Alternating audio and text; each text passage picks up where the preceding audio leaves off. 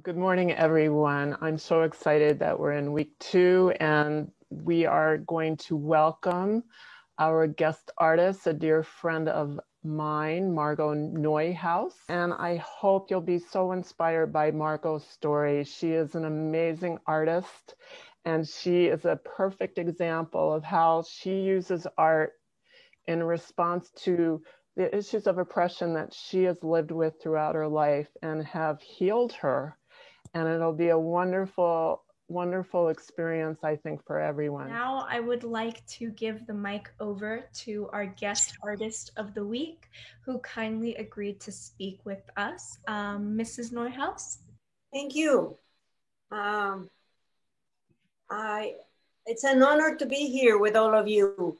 Gail Prensky invited me, and just by the gathering here that she has been able to put together, it's very touching, the work that she's doing, the influence that she would like to have to better people in the world. So I'm honored to be a part of that. Besides that, it's a pleasure because I really like being around young people and I like talking about my work. So putting those together, it's a great opportunity for me. So what I'm going to do today is talk a little bit about myself and also show you some photographs of my work and show you then how those two are related.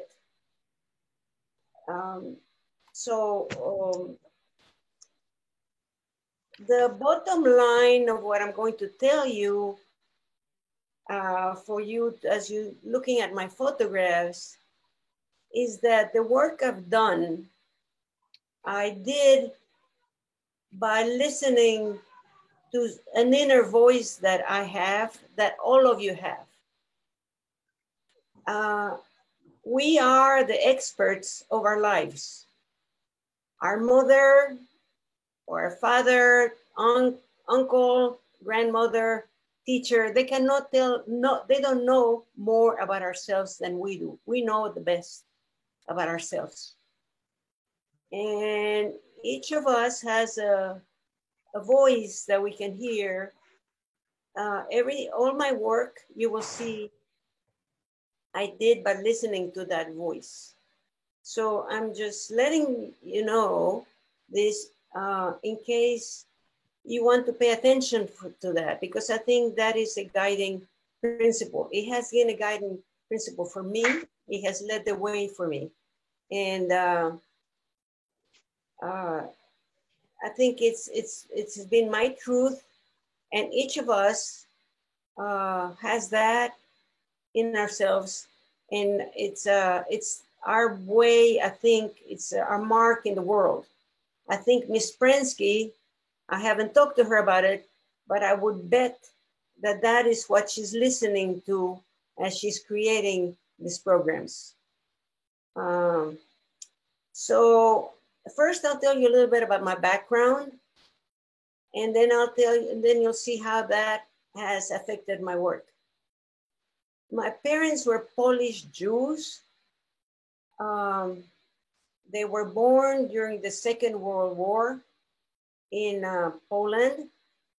And it was a time when the German people were trying to get rid of all the Jewish people in the world. And one of the countries where they affected the most was Poland. They went to Poland and they started to kill all the Jewish people. A lot of those people were my family. Both my father lost most of his family, and so did my mother. They were fortunate in that they could escape. They left Poland on a boat. They got to a place that had boats, a ship that took them to Mexico. In Mexico, it was, as you can imagine, they had no no relatives, no friends. They didn't speak the language, a completely new country. And it was a very hard beginning.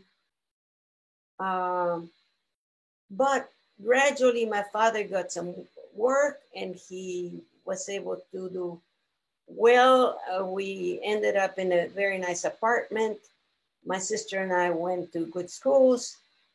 At the same time, I was Jewish and I was in Mexico. And Mexico, people are Catholic. And so I was different. And also my skin color was different. People, they are darker skinned. So I felt some discrimination. And it was hard to deal with. For instance, there was one Christmas, some of my friends, my neighbor had a party, and because I'm not Christian, she didn't invite me. And things like that were happening that felt hurtful to me, but I had to deal with it. Maybe some of you have experienced that kind of discrimination as well. So throughout my life, I like to draw. I've used a pencil and colored pencils. Nothing fancy, but I like to go to a little corner and draw and color, because I felt a lot of freedom doing that. I could paint whatever I want to. Nobody was telling me what to do, and it was a way of doing my own thing and seeing, understanding myself a little more, because things would come up that, you know, that I could see, and another level of kind of talking to myself. I've continued that to paint, to draw, and I went to the university and studied to be a therapist for children and adolescents who had problems. And there was a period while I was working during that time that I kept drawing the same shape over and over and over again. And it was an abstract shape, three-dimensional. So there was an art fair near where I was living, and I went to look for it. And I looked everywhere. And it was the end of the day. People were putting their merchandise away, and I didn't find it. So I said to myself, okay, I guess I'll just have to make it.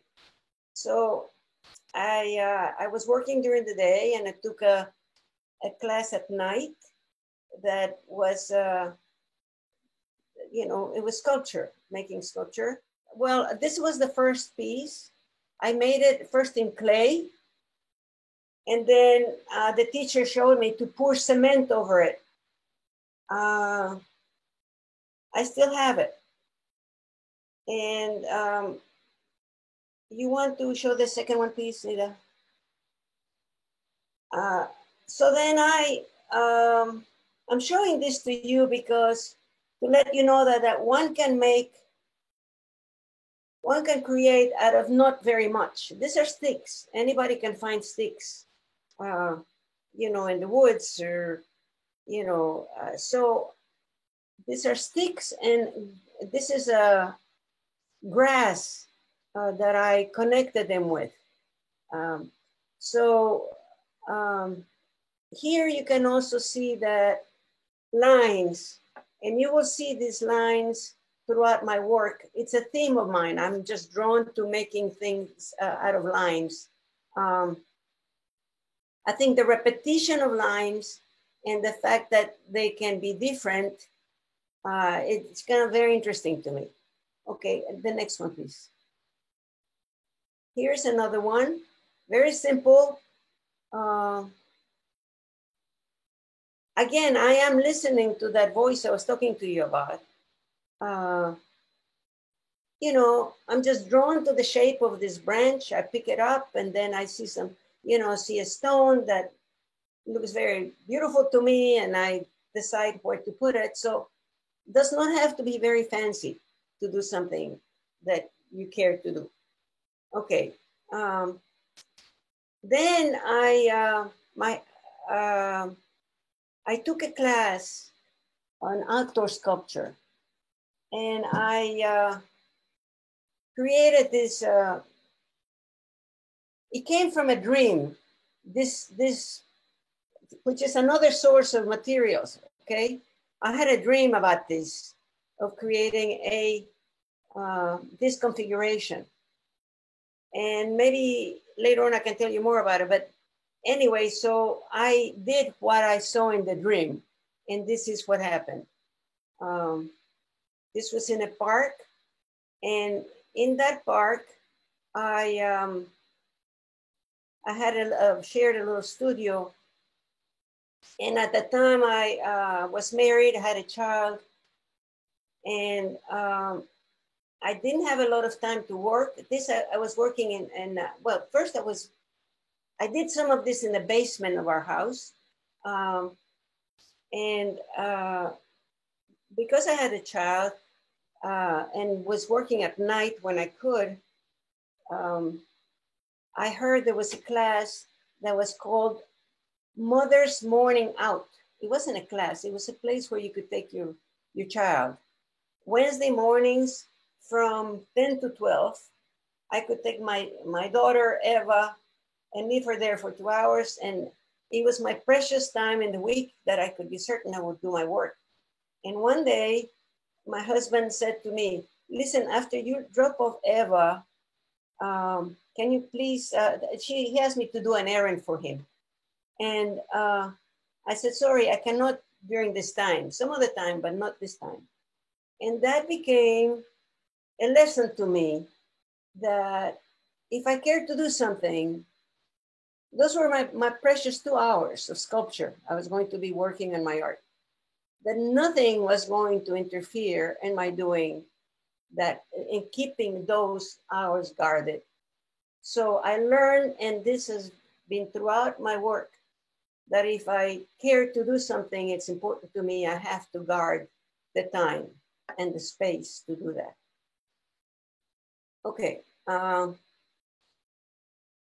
I also worked in, I like stone, and I wanted to try to see how it is to work with stone. So I made I carved these 3 pieces. And the next one, please. This is called evolving, because as you see, the circles change. They evolve to another one, please. And by this time I was in a studio outside my home, in a place that where other artists showed. And a woman came and saw my work and said, do you want to send your photographs of your work? Because there's going to have a juried exhibition. And the next one, please. And so the woman who was the director of this museum, which is the Art Museum of the Americas, Belgica Rodriguez, she invited me, she saw my work, she liked it, and she asked me to do a sculpture for her garden. And the next one, please. Here again, this is in Washington, DC. This is the Washington Monument. I want to tell you that you're seeing, I'm showing samples of my work. There's a lot of work that happens between one, you know, one sample and the other. So I just wanted to let you know that. And each one is one little step, you know, so you're seeing the whole journey, but each one is this whole one little step.